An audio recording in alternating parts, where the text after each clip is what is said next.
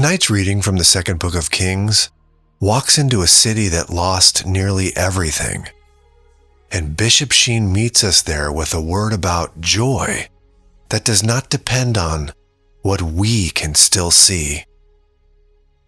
In our Friday evening reading from the second book of Kings, chapter 25, we hear, "In the 10th month of the 9th year of Zedekiah's reign, on the 10th day of the month, Nebuchadnezzar, king of Babylon, and his whole army advanced against Jerusalem, and camped around it, and built siege walls on every side. The siege of that city continued until the 11th year of Zedekiah. On the 9th day of the 4th month, when famine had gripped the city, and the people had no more bread, the city walls were breached. Then the king and all the soldiers left the city by night through the gate between the two walls that was near the king's garden. Since the Chaldeans had the city surrounded, they went in the direction of Arabah. But the Chaldean army pursued the king and overtook him in the desert near Jericho, abandoned by his whole army. The king was therefore arrested and brought to Riblah to the king of Babylon, who pronounced death on him. He had Zedekiah's son slain before his eyes. Then he blinded Zedekiah, bound him with fetters, and had him brought to Babylon." This is the end of a long unraveling. The siege had gone on for months, and the famine had emptied the city of bread before the walls ever broke.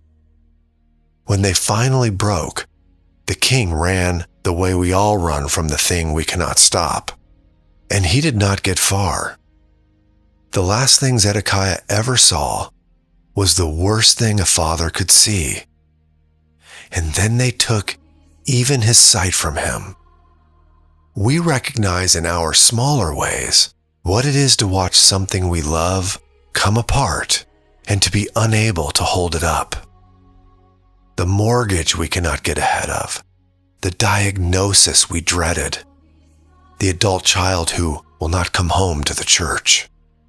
We see it coming for a long time, and seeing it does not stop it. On the 7th day of the 5th month, this was in the 19th year of Nebuchadnezzar, king of Babylon, Nebuzaradan, captain of the bodyguard, came to Jerusalem as the representative of the king of Babylon. He burned the house of the Lord, the palace of the king, and all the houses of Jerusalem. Every large building was destroyed by fire. Then the Chaldean troops who were with the captain of the guard tore down the walls that surrounded Jerusalem. Then Nebuzaradan, captain of the guard, led into exile the last of the people remaining in the city, and those who had deserted to the king of Babylon, and the last of the artisans. But some of the country's poor, Nebuzaradan, captain of the guard, left behind as vine dressers and farmers. Then the fire comes for the house of the Lord itself, not only the palace and the homes, but the temple, the one place on earth that said without a word, "God is here." Watch that burn, and you would think the story was over, that nothing of the promise survived. And yet, read that last line again. Some of the country's poor were left behind as vine dressers and farmers. No army, no walls, just a handful of the poor put back to tend the vines. It does not look like hope. It looks like leftovers. But a vine is a thing that grows, and someone has to be in the land for there to be a people to come home to it. God leaves a seed in the rubble every time, even when no one can see yet that it is a seed. The church gives us Psalm 137 to carry alongside this, and it is the exiles themselves who speak it. By the streams of Babylon, we sat and wept when we remembered Zion, they sing. And they tell us they hung their harps on the aspens because they could not bring themselves to sing at all. How could we sing a song of the Lord in a foreign land? Yet even emptied of song, they refused the one thing that would truly end them. They will not forget. The vow we pray with them is made in the dark. Let my tongue be silenced if I ever forget you. The harp falls quiet, but the heart keeps Jerusalem ahead of its own joy. And that is not despair. That is a people holding the promise with the only strength grief leaves them, which is memory. Welcome to the Sacred Heart family. I'm Aaron. We pray together, walk with the saints, and reflect on the gospel every day. If this is the kind of reflection your evening needs, like, subscribe, and click the notification bell. As we prepare our hearts for rest, we now turn to the wisdom of Bishop Fulton Sheen.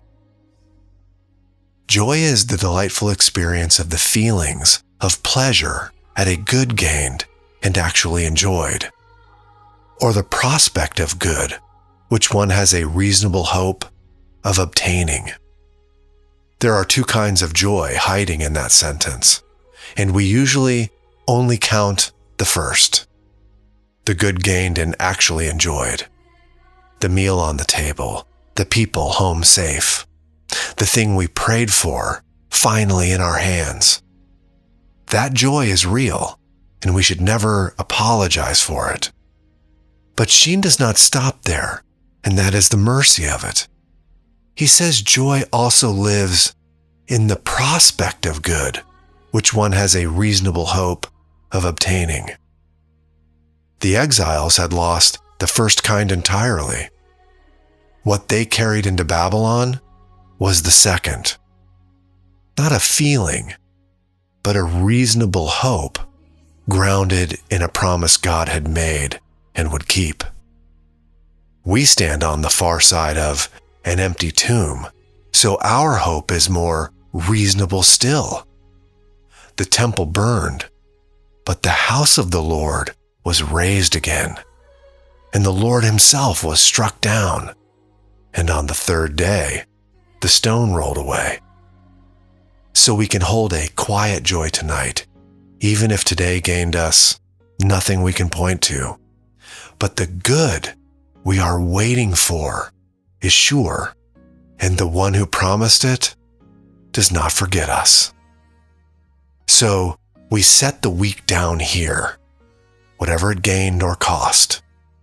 You do not have to sort through all of it tonight, and you do not have to fix the thing that came apart today. Somewhere in you, there is a vine rooted in the dark, put there by God himself. And it does not need your watching to keep growing. Leave a small lamp on if it helps, the way you would for someone you are expecting, and let the house go quiet around you. He is nearer than the worry, keeping the promise while you rest. Share your intentions in the comments of the video so that the Sacred Heart family may walk with you in faith and charity.